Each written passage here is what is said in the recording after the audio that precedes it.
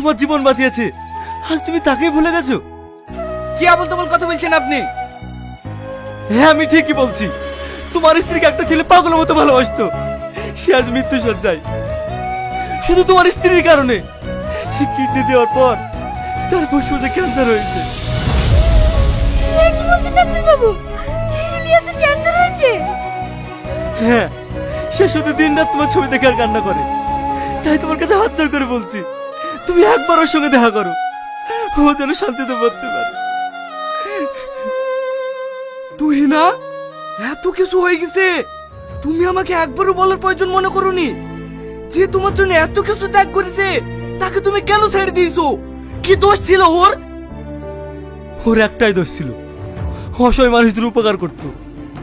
সে তুই না সে, যে মানুষের উপকার করে সে তো মহান ব্যক্তি, তাকে তুমি ছেড়ে দিলে।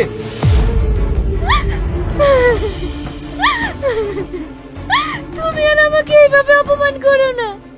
তুমি তাড়াতাড়ি আমাকে ইলিয়াসের কাছে নিয়ে চলো। ডাক্তার বাবু, হাত বের করা ঠিক হবে না।